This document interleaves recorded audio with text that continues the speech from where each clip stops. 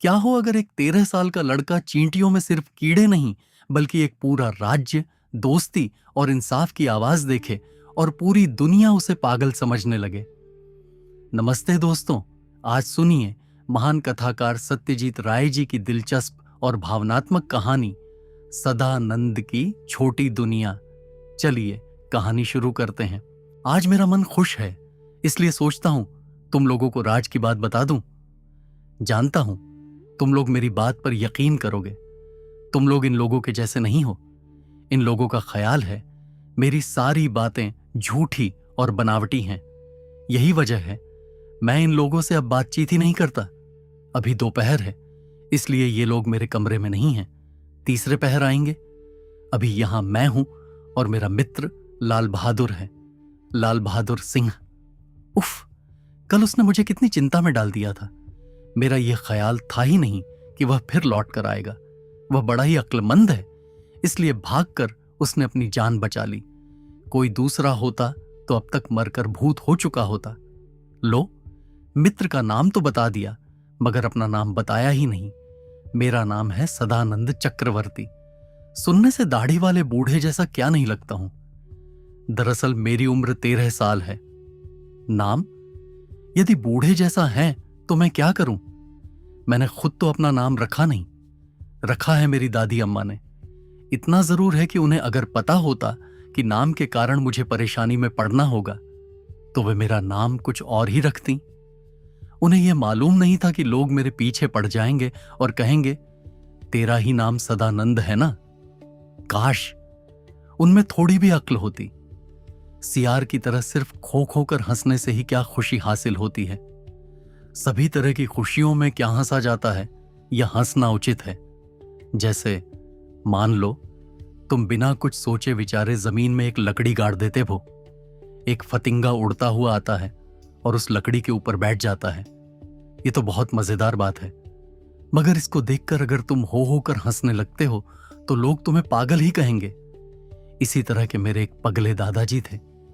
मैंने उन्हें देखा नहीं है, मगर बाबूजी से सुना है कि वे बेवजह हंसा करते थे। आखिर में जब उनका पागलपन बहुत बढ़ गया तो बाबूजी, छोटे चाचा और अविनाश चाचा ने मिलकर उन्हें सांकल से बांध दिया। उस समय भी वे इतना हंसते थे, इतना कि क्या कहूं। जानते हो असली बात क्या है? मुझे जिन चीजों में दिलचस्पी है, ज्यादातर लोगों के ध्यान में वे चीजें आती ही नहीं। अपने बिस्तर पर लेटे लेटे ही मैं मजेदार चीजें देखता रहता हूं। बीच बीच में खिड़की के रास्ते से कमरे के अंदर सेमल का बीज उड़ता चला आता है। उसमें लंबा रुआंव रहता है और वह रुआंव इधर उधर उड़ता रहता है। वह बड़ी ही मजेदार चीज है। हो सकता है वह एक बार तुम्हारे चेहरे के पास उड़ता हुआ आए। तुम जैसे ही एक बार फूंक मारोगे, वह झट से उड़कर शहतीर की तरफ चला जाएगा। और खिड़की पर अगर एक कौवा आकर बैठे तो उधर देखने पर तुम्हें लगेगा कि यह तो सर्कस का मस्खरा है। कौवा जैसे ही आकर बैठता है, मैं हिलना डुलना बंद कर देता हूं और तिरछी निगाहों से उसका तमाशा देखता रहता हूं। इतना जरूर है कि अगर कोई पूछे कि मुझे सबसे ज्यादा मजा किस में मिलता है तो मैं कहूंगा चींटी में। सिर्फ मजा कहना गलत होगा। कारण अभी नहीं बताऊंगा। पहले ही अगर आश्चर्यजनक बातें बता दूं तो सारा मजा किरकिरा हो जाएगा। इससे तो बेहतर यही है कि शुरू से ही बताऊं। आज से लगभग 1 साल पहले मैं बुखार की चपेट में फंस गया था। ये कोई नई चीज हो ऐसी बात नहीं। मुझे अक्सर बुखार आ जाया करता था। सर्दी और बुखार मां कहती। सुबह शाम मैदान में भीगने और भीगी घास और जमीन पर बैठे रहने के कारण यह सब होता है। हर बार की तरह इस बार भी बुखार के शुरुआत के दिनों में अच्छा ही लग रहा था। ठंडा ठंडा, बदन में ऐंठन और सुस्ती का भाव। उसके साथ स्कूल न जाने का मजा तो है ही। बिस्तर पर लेटा हुआ खिड़की के बाहर तर्री के एक वृक्ष पर गिलहरी को खेलते हुए देख रहा था। तभी मां ने आकर एक कसैली दवा पीने को दी। मैंने भले लड्डके की तरह दवा पीकर गिलास से पानी के कई घूंट हलक से नीचे उतारे और बाकी पानी को कुल्ली कर खिड़की के बाहर फेंक दिया। मां खुश होकर कमरे से बाहर चली गई। उसके बाद चादर को खींचकर भली भांति बदन पर डाला। फिर तकिए को बगल में दबाकर लेटने जा ही रहा था कि एक चीज पर मेरी नजर गई। देखा, कुल्ली का थोड़ा सा पानी खिड़की पर पड़ा हुआ है और उस पानी में एक छोटी काली चींटी गोते लगा रही है। यह बात मुझे इतनी अद्भुत लगी कि अच्छी तरह देखने के ख्याल से मैं अपनी आंखों को चींटी के बिल्कुल करीब ले गया। देखते देखते मुझे अचानक लगा वह चींटी छींटी नहीं, कोई आदमी है।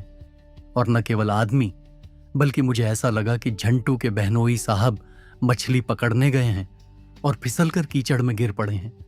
अच्छी तरह तैरना न जानने के कारण लगा रहे हैं और हाथ पांव पटक रहे हैं। याद है, झंदू के बहनोई साहब को झंटू के बड़े भैया और नौकर नरहरी ने बचाया था।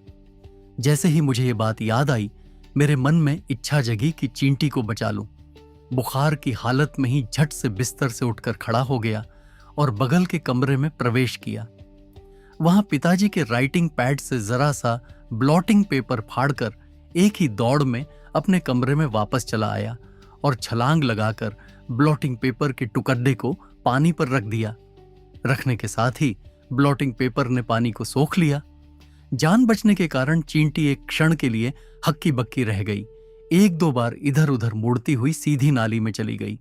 उस दिन फिर कोई चींटी नहीं आई। दूसरे दिन मेरा बुखार बढ़ गया। दोपहर में मां काम धाम खत्म कर कमरे में आई और बोली, खिड़की की ओर फटी फटी आंखों से क्यों ताक रहे हो? इतना बुखार है, चाहे नींद आए चाहे ना आए, आंख बंद कर चुपचाप लेटे रहो। मां को खुश करने की खातिर मैंने आंखें बंद कर लीं, मगर उसके जाते ही आंख खोलकर नाली की तरफ ताकने लगा। तीसरे पहर सूरज जब पेड़ के पीछे चला गया, एक चींटी को नाली के छेद से झांकते हुए देखा। अचानक वह बाहर निकल आई और खिड़की पर चहलकदमी करने लगी। सभी चींटियां हालांकि एक जैसी होती हैं, फिर भी मुझे न जाने क्यों ऐसा महसूस हुआ कि यह कल वाली ही वह चींटी है जो मुसीबत में फंस गई थी। मैंने चूंकि मित्र का काम किया था, इसलिए आज हिम्मत बांधकर मेरे पास आई है। मैंने पहले से ही योजना बना ली थी। भंडार घर से एक चम्मच चीनी ले आया था और उसे कागज में मोड़कर अपने तकिए के नीचे रख दिया था। उससे एक बड़ा दाना निकालकर मैंने खिड़की पर रख दिया। चींटी अचानक ठिठक कर खड़ी हो गई।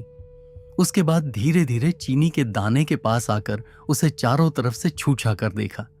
उसके बाद न जाने क्या सोचा और मुड़कर नाली के अंदर चली गई। मैंने सोचा, वाह जी वाह, खाने के लिए इतनी अच्छी चीज दी और हजरत अन्नू से छोड़कर लापता हो गए। फिर आने की जरूरत ही क्या थी? कुछ देर बाद डॉक्टर साहब आए। मेरी नाड़ी और जीभ देखी, छाती और पीठ की स्टेथोस्कोप से परीक्षा की। सब कुछ देखने सुनने के बाद कहा कि मुझे कसैली दवा और पीनी है। 2 दिन के बाद ही बुखार उतर जाएगा। सुनकर मेरा मन खराब हो गया। बुखार उतरने का मतलब है स्कूल जाना और स्कूल जाने का मतलब है दोपहर की बर्बादी। दोपहर को ही चींटी मेरी खिड़की से होकर आती है। खैर, डॉक्टर बाबू के कमरे से जाते ही मैंने फिर से खिड़की की तरफ देखना शुरू कर दिया और मेरा मन फिर खुशियों से भर उठा। अब की एक नहीं, अगणित चींटियां कतार बांधकर नाली से होकर अंदर आ रही हैं। सामने की चींटी मेरी वही जानी पहचानी चींटी है। उसी ने अन्य चींटियों के पास खबर पहुंचाई होगी और अब सबको अपने साथ लेकर आई है। थोड़ी देर तक गौर से देखने के बाद चींटी की बुद्धि का नमूना दिखाई पड़ा। सभी चींटियों ने मिलकर चीनी के दाने को ठेलना शुरू किया और ठेलती हुई नाली की तरफ ले गईं। वह इतनी मजेदार बात थी कि बिना देखे समझ में नहीं आ सकती।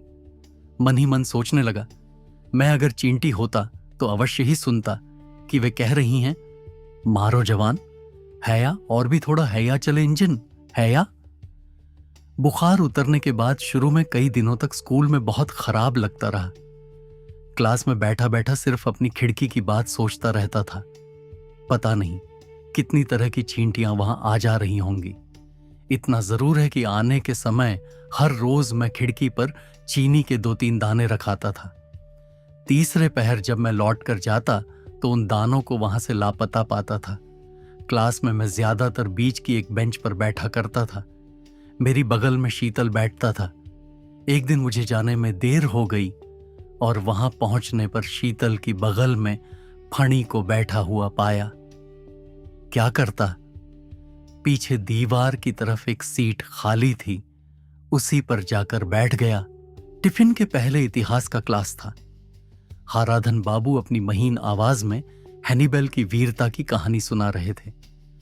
हैनिबल ने कार्थेज से सेना लेकर अल्पस पर्वत पार किया था और उसके बाद इटली पर चढ़ाई की थी। सुनते सुनते मुझे लगा हैनिबल की सेना इसी कमरे में है और मेरे निकट से होकर चली जा रही है। इधर उधर ताकते ही पीछे की दीवार पर मेरी आंखें टिक गईं। देखा, चींटियों की एक लंबी कतार दीवार से नीचे उतर रही है। ठीक सेना की तरह काली काली छोटी छोटी अनगिनत चींटियों की कतारें लगातार एक ही ढंग से चली जा रही और रुकने का नाम ही नहीं ले रही हैं।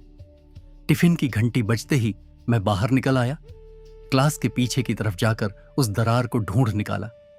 देखा, चींटियां दीवार की दरार से निकलकर घास के अंतराल से सीधे अमरूद के दरख्त की ओर जा रही हैं।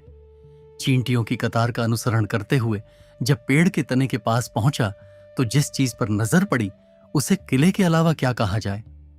देखा, किले की तरह ही ऊंचा मिट्टी का एक टीला है, उसके नीचे की तरफ एक फाटक, और उसी फाटक से कतार बांधकर चींटियों की सेना अंदर प्रवेश कर रही है। मेरे मन में इच्छा जगी कि किले के अंदरूनी हिस्से को जरा देख लूं। जेब में जो पेंसिल थी उसी की नोक से मैंने टीले के ऊपर की मिट्टी को धीरे धीरे हटाना शुरू किया। शुरू में कुछ भी न मिला, परंतु उसके बाद जिस चीज पर मेरी नजर पड़ी उसने मुझे आश्चर्य में डाल दिया। किले के अंदर छोटे छोटे अनेक खाने बने हैं और एक खाने से दूसरे खाने के लिए अनगिनत सुरंगें बिछी हैं। कितने आश्चर्य की बात है! इन छोटे छोटे हाथ पैरों से इस तरह के मकान इन लोगों ने कैसे बनाए? इनमें इतनी अक्ल कहां से आई? क्या इन लोगों के भी स्कूल और शिक्षक हैं? ये लोग भी क्या लिखते पढ़ते हैं, हिसाब बनाते हैं, तस्वीर बनाते हैं और कारीगरी सीखते हैं? फिर क्या सिवाय चेहरे के आदमी और इनमें कोई अंतर नहीं है? शेर, भालू, हाथी, घोड़ा वगैरह अपने अपने घर अपने हाथों से कहां बना पाते हैं? यहां तक कि पालतू कुत्ते भी नहीं। चिद्दियां जरूर खोता बनाती हैं, मगर उनके एक खांते में कितनी चिड़ियां वास कर सकती हैं।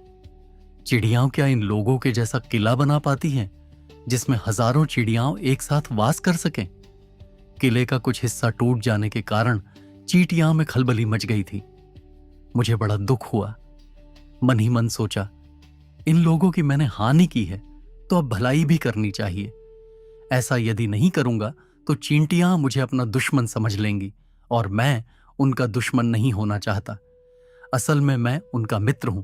इसलिए दूसरे दिन मैंने उस संदेश का आधा भाग जिसे मां ने मुझे खाने को दिया था सखुए के एक पत्ते में मोड़कर जेब में रख लिया।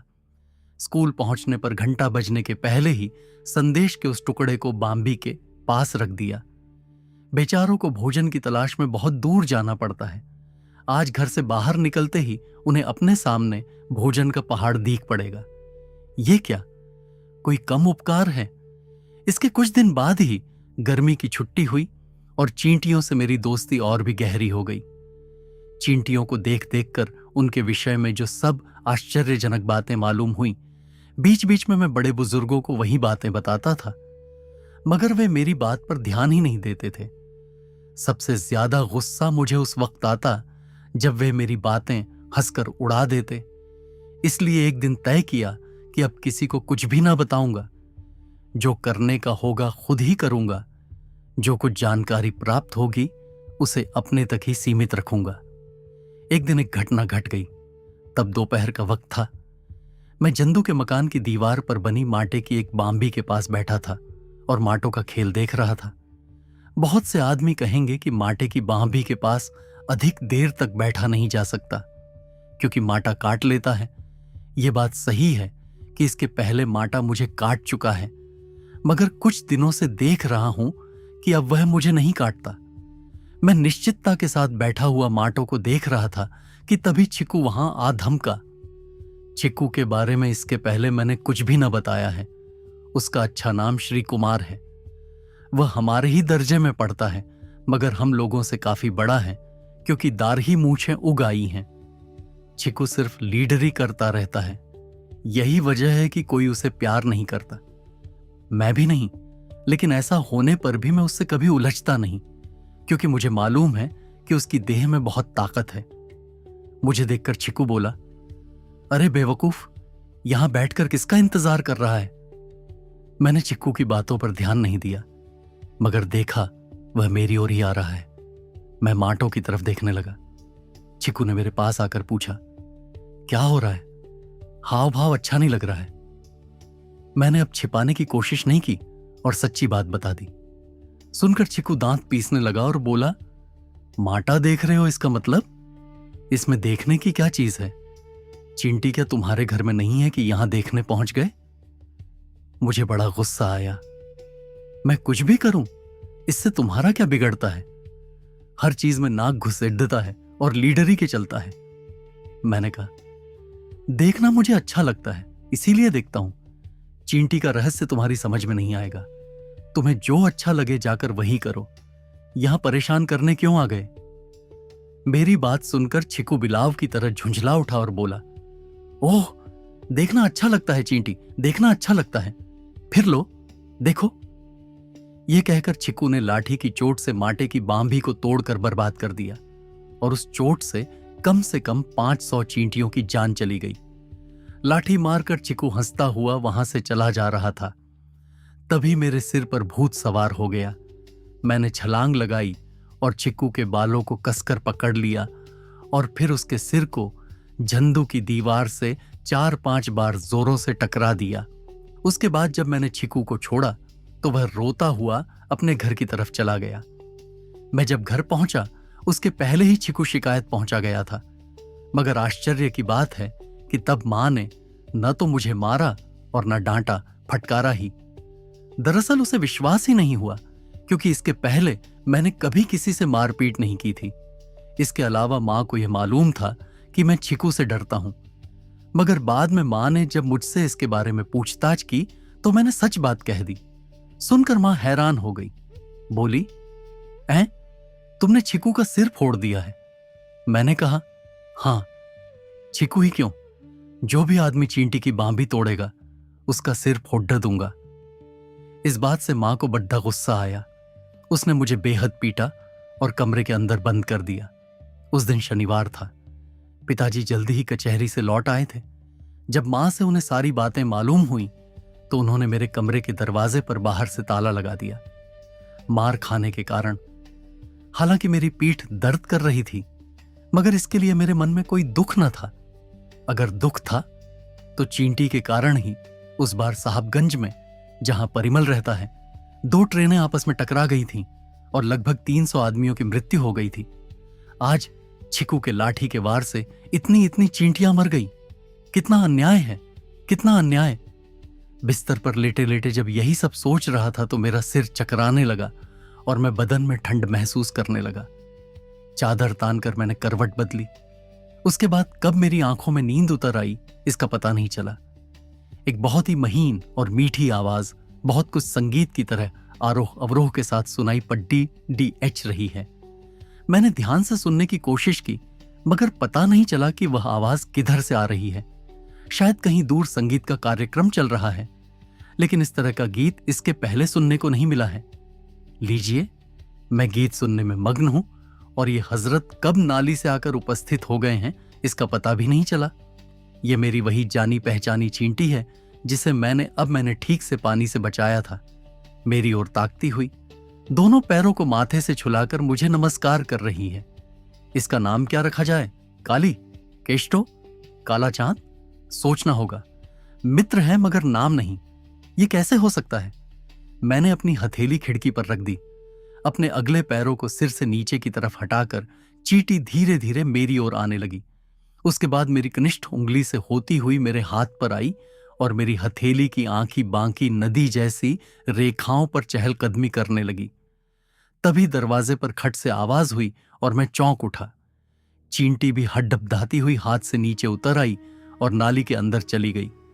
उसके बाद ताला खोलकर मां अंदर आई और मुझे एक कटोरा दूध पीने के लिए दिया। फिर मेरी आंखों को देखने और बदन को छूने पर उसको पता चला कि मुझे बुखार आ गया है। दूसरे दिन सवेरे डॉक्टर साहब आए। मां ने कहा, सदानंद रात भर छटपट छटपट करता रहा है और काली काली बुड़बुड़ाता रहा है। मां ने शायद सोचा कि मैं देवी देवता का नाम ले रहा था। असली बात मां को मालूम ही नहीं है। डॉक्टर साहब ने मेरी पीठ पर जब स्टेथोस्कोप लगाया तो उस समय भी मुझे कल के जैसा ही मृदु संगीत सुनाई पद्धा। आज कल से कुछ तेज आवाज थी और स्वर भी कुछ दूसरी ही तरह का लगा। खिड़की की तरफ से ही संगीत का स्वर आ रहा है। लेकिन डॉक्टर साहब ने मुझे चुपचाप पड़े रहने को कहा था, इसलिए मैं मुड़कर नहीं देख सका। डॉक्टर साहब मेरे शरीर की जांच करके खड़े हो गए और मैंने तिरछी निगाहों से खिड़की की तरफ देखा। बाप रे, आज तो एक नया ही मित्र आया है, चूंटा, और वह मुझे नमस्कार कर रहा है। फिर क्या तमाम चींटियां ही मेरी मित्र हैं? गीत भी क्या यही चूंटा गा रहा है? मगर मां तो गीत के बारे में कुछ भी न कह रही है। फिर क्या वह सुन नहीं पा रही है? पूछने के ख्याल से मैं मां की तरफ मुड़ा ही था कि तभी वह फटी फटी आंखों से खिड़की की ओर ताक रही है। उसके बाद अचानक मेज से मेरी हिसाब की कापी उठाकर मेरी तरफ झुकी और कापी पटक कर उसे मार डाला। उसके साथ ही गीत का सिलसिला थम गया। मां ने कहा, बाप रे, चींटी का उपद्रव कितना बड़ा गया है। कहीं तकिए पर चढ़कर कान के अंदर जाकर काट ले तो हालत खराब हो जाए। डॉक्टर साहब जब इंजेक्शन देकर चले गए तो मैंने मरे हुए चींटे की ओर देखा। इतना सुंदर गीत गाते गाते बेचारा चल बसा। यह तो ठीक मेरे इंद्रनाथ दादाजी की जैसी हालत हुई। वे भी बड़े ही मधुर गीत गाते थे। यह जरूर था कि उनका गीत हमारी समझ में ठीक से नहीं आता था, लेकिन बड़े बुजुर्गों का कहना था कि वह उच्च कोटि का शास्त्रीय संगीत था। वे भी इसी तरह एक दिन तानपूरा लेकर गीत गा रहे थे कि एकाएक उनकी मृत्यु हो गई। जब उन्हें श्मशान की ओर ले जाया गया था तो उनके पीछे पीछे शहर का एक कीर्तनिया दल था जो हरिनाम का संकीर्तन गाता हुआ जा रहा था। मैंने इसे अपनी आंखों से देखा था और वह बात अब भी मुझे याद है, हालांकि उस समय मैं बिल्कुल छोटा था। आज एक अद्भुत घटना घटी। इंजेक्शन लेकर जब मैं नींद में खो गया तो सपने में देखा चींटियों का एक विशाल झुंड मृत चूटे को इंद्रनाथ दादाजी की तरह ही श्मशान की ओर लेकर जा रहा है। 10 या 12 चींटियों ने उन्हें कंधे पर उठा लिया है और बाकी चींटियां कीर्तन जैसा गीत गाती हुई पीछे पीछे चली जा रही हैं। तीसरे पहर मां ने जैसे ही मेरे सिर पर हाथ रखा कि मेरी नींद खुल गई। मैंने खिड़की की तरफ गौर से देखा। वहां मरी हुई चींटी नहीं थी। उस पर मेरा बुखार आसानी से उतरने का नाम नहीं ले रहा था। उतरे तो कैसे? दोष तो मेरे घर वालों का ही है। घर के सभी लोगों ने चींटियों को मारना शुरू कर दिया था। दिन भर अगर चींटियों की उस तरह की चीखें सुननी पड़े तो बुखार बढ़ेगा ही। मुझे एक और मुसीबत का सामना करना पड़ता है।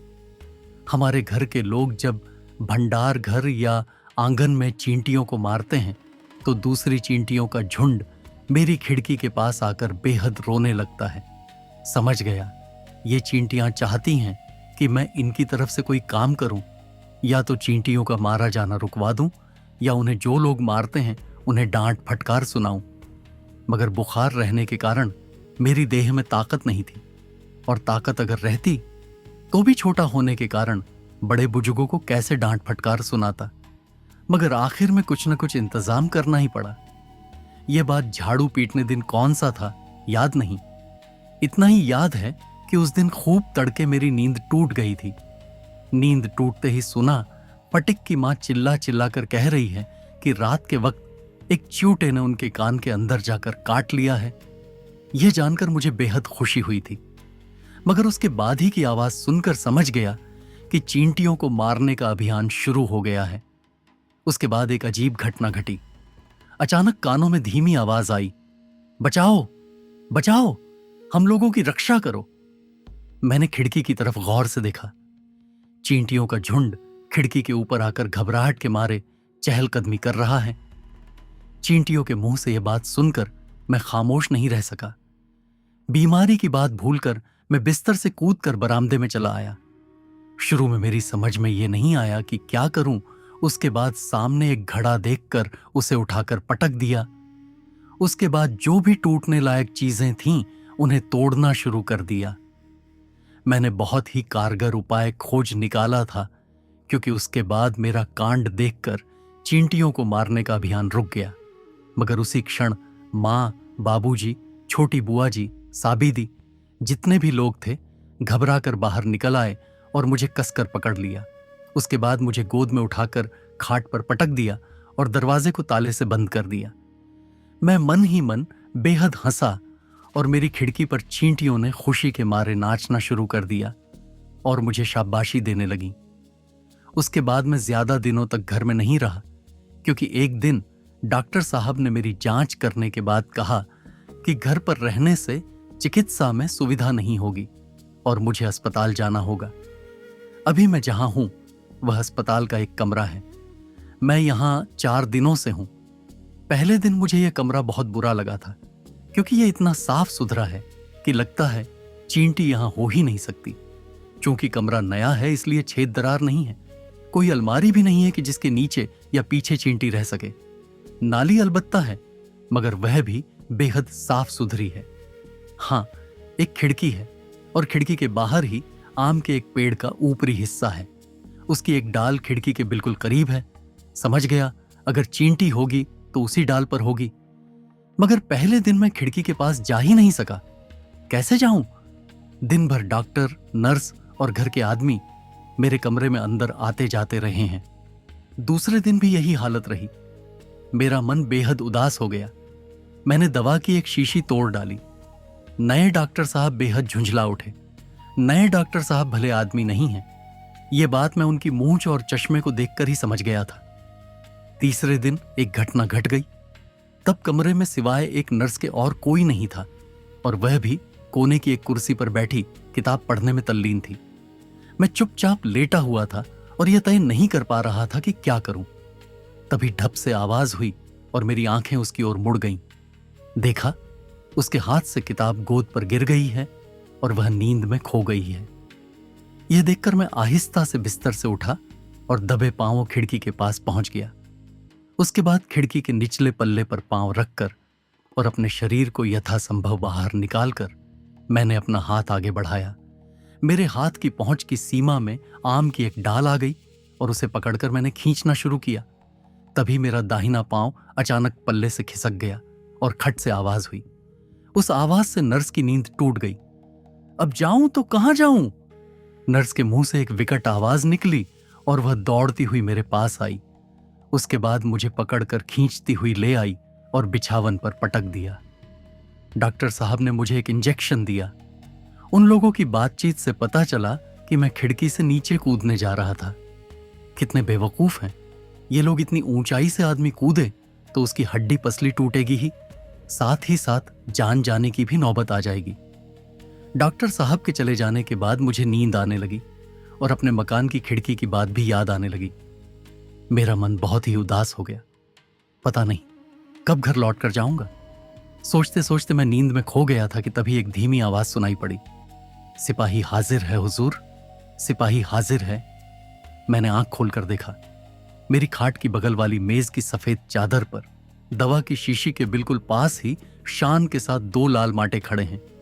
ये दोनों जरूर ही पेड़ से मेरे हाथ पर होते हुए यहां आए हैं। मुझे इसका पता भी नहीं चला। मैंने कहा, सिपाही? जवाब मिला, हां हुजूर। तुम लोगों का नाम क्या है? मैंने पूछा। एक ने कहा लाल बहादुर सिंह और दूसरे ने अपना नाम लालचंद पांडे बताया। मुझे बेहद खुशी हुई।